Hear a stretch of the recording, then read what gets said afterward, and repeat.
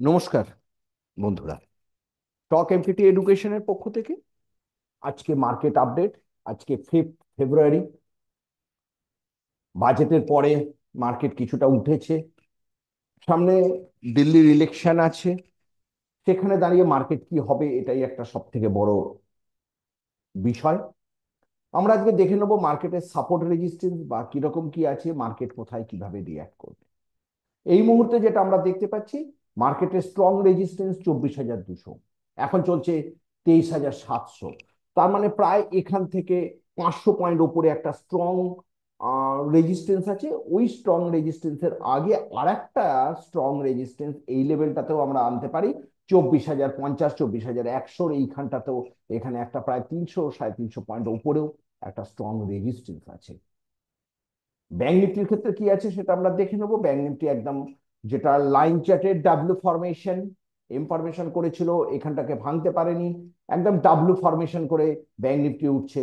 Bank নিফটির next যে target সেটা কিন্তু এইখানে 51,600। যদি ব্যাংক নিফটি এই লেভেল থেকে, ব্যাংক নিফটি এই মুহূর্তে যেখানে দাঁড়িয়ে রয়েছে একটা স্ট্রং রেজিস্ট্যান্স জোন, ও যদি এই স্ট্রং রেজিস্ট্যান্স জোনটাকে ব্রেক করে উপরে উঠে সাস্টেন করতে পারে, তাহলে ব্যাংক নিফটি এই যে পর্যায়টা 51,500 লেভেলটাকেও ছুঁতে পারবে। তাহলে আমরা একটু শর্ট টাইম ফ্রেমে দেখি যে আমাদের এবারে তাহলে ট্রেডিং স্ট্র্যাটেজি কিভাবে কি হবে। আমাদের খুব শর্ট টাইম ফ্রেমে দেখা যাচ্ছে যে যদি নিফটি আজকের যে হাইটা প্লাস 23,760-70 যে লেভেলটা, এই লেভেলটাকে যদি ব্রেক করে, তাহলে নিফটি একটা এই জায়গাটাতে 24,200 লেভেলে পৌঁছে যেতে পারে। আমি শর্ট টার্ম ভিউ বলছি। আর কিন্তু যদি এই লেভেলটাতে না করতে পারে, তাহলে নিফটির এইখানটাতে বা এইখানটাতে হচ্ছে মানে 23,600, অথবা এই জায়গাটা 23,470-80, এই লেভেলটা কিন্তু নিফটির ক্ষেত্রে একটা খুব বড় প্রাইস লেভেল বলতে পারি, যেখান থেকে নিফটি একটা বাউন্স ব্যাক হওয়ার বা এখান থেকে একটা বড় প্রাইস মুভমেন্ট যে কোনো দিকে একটা হওয়ার সম্ভাবনা রয়েছে। তাহলে আমাদের যদি এর উপরে থাকে, তাহলে আমাদের বাইং প্ল্যানিং করে এগোতে হবে এবং এটা আমাদের টার্গেট হবে। আর যদি সেলিং করি আমরা এই জায়গাটাতে, আমরা একটু মানে একটু বুঝে সেল করব। 23,450-এর নিচে যদি সেল করি, তাহলে আমাদের এই যে জায়গাটাতে আবার একটা নিফটি চলে আসতে পারে। আর যদি ব্যাংক নিফটিকে আমরা দেখি শর্ট টাইম ফ্রেমে, আমরা কিছুক্ষণ আগে আপনাকে লং টাইম ফ্রেমে বলেছিলাম, শর্ট টাইম ফ্রেমের কিন্তু যদি এর উপরে চলতে থাকে, তাহলে এই জায়গাটাতে একটা ব্যাংক নিফটির যে রেজিস্ট্যান্স আছে 51,500-তে, এই জায়গাটাতে আমরা দেখবো যে ব্যাংক নিফটি কি হচ্ছে, সেই জায়গার উপরে তখন নির্ধারণ হবে। আর আমাদের টেলিগ্রাম চ্যানেলে জয়েন থাকবেন, কারণ আমরা আমাদের বিভিন্ন রকম ওপিনিয়ন অ্যাবাউট শেয়ার মার্কেট বা তাদের প্রাইস ওপিনিয়ন আমরা দিয়ে, আমাদের কিন্তু কোনো কল রেকমেন্ড করি না।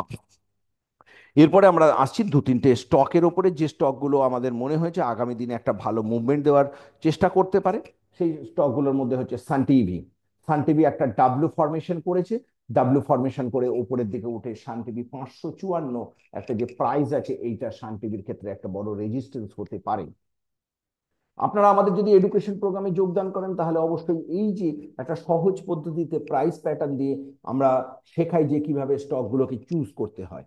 তারপরে বিসফট, বিসফটও একটা ওঠার চেষ্টা করছে। বিসফট 450 অব্দি একটা যাওয়ার সম্ভাবনা রয়েছে। তারপরে রয়েছে সিঞ্জিন। দেখুন এখান থেকে একটা উঠেছে, উঠে কন্টিনিউ বাড়ছে। ওর কিন্তু যে জায়গাটাতে ও ছুঁতে পারে আগামী দিনে, সেটা হচ্ছে এই লেভেলটা, প্রায় 1665 যে লেভেলটা রয়েছে, এখান থেকে প্রায় 150 টাকা উপরে সিঞ্জিন কিন্তু একটা পৌঁছে যাওয়ার সম্ভাবনা থাকবে। আর গেলমার্ক, গেলমার্ক একটা ডাব্লু ফরমেশন হয়েছে, এই ফরমেশনকে যদিও সাস্টেন করে, তাহলে গেলমার্কের এই যে জায়গাটা 1512 খুব স্ট্রং রেজিস্ট্যান্স, এই লেভেলটাকেও ব্রেক করলেই কিন্তু গেলমার্ক 1600 যে ঘর, সেখানটাতে গেলমার্ক ছুঁয়ে যেতে পারে। আর জোম্যাটো, জোম্যাটো এখন যে পজিশনটা চলছে একটু ডাউন পজিশন হতে পারে, কিন্তু জোম্যাটোর এই 238-40 লেভেলটা খুব স্ট্রং একটা রেজিস্ট্যান্স। কারণ জোম্যাটো যদি আমরা ডাউন লাইন চার্টের ডাউন একটা ফরমেশন দেখি, সেখানে কিন্তু একখানা কন্টিনিউয়াস ডাউন ট্রেন্ড তৈরি হচ্ছে। এবার আমরা একটু ক্যান্ডেলস্টিকের মাধ্যমে আমরা দেখে নেব যে কি হচ্ছে। ক্যান্ডেলস্টিকের একটা ফরমেশন তৈরি করেছিল, সেখান থেকে একটা ব্রেকআউট ফরমেশন হয়েছে, এবং এই লেভেলটা ভাঙলে খুব অবশ্যই যে এই জায়গাটাতে 1540টা যে কোনো সময় 1540 1550 গেলমার্ক চলে যেতে পারে।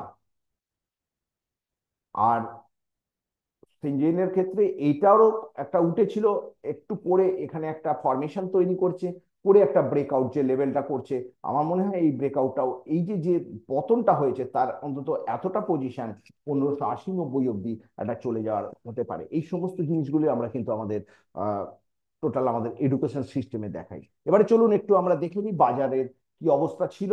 আজকে নিফটি সারাদিন প্রায় একই জায়গায় ঘুরেছে, নিফটি মাত্র 42 পয়েন্ট মাইনাস। নিফটি নেক্সট একটু বেড়ে আছে 414 পয়েন্ট প্লাস। ব্যাংক নিফটি প্লাসে রয়েছে 185 পয়েন্ট। আর যে সমস্ত স্টকগুলো নিফটিকেই উপরে উঠে উঠে উঠতে এবং একটা বড় পতনের হাত থেকে রক্ষা করেছে, তার মধ্যে হচ্ছে অবশ্যই Hindalco, India hotel, ITC hotel, ONGC, Apollo hospital এবং বিপিসিএল। আর যারা পতনের দিকে ছিল তাদের মধ্যে ছিল Asian Paints, Titan, Nestle India, Britannia, tata casino. সুতরাং এটা ছিল আমাদের নিফটির আপডেট। আপনারা যারা ট্রেড করবেন অবশ্যই একটু বুঝে ট্রেড করবেন। আর যে কোনো বিষয়ে যদি সহযোগিতা লাগে অবশ্যই আমাদের সাথে যোগাযোগ করবেন। আমাদের এটা টেলিগ্রাম চ্যানেল, এই টেলিগ্রাম চ্যানেলের লিঙ্ক আমাদের নিচে দেওয়া থাকছে। আপনি স্টক এমকেটি এডুকেশন করলেই আপনি আমাদের টেলিগ্রাম চ্যানেলে এরকম লোগো পেয়ে যাবেন, আপনারা জয়েন করে নেবেন। আমরা চেষ্টা করব আমাদের সাধ্যমতো আপনাকে সাহায্য করা। ধন্যবাদ, আপনাদের দিন শুভ হোক, এটাই স্টক এমকেটি এডুকেশন প্রার্থনা করে।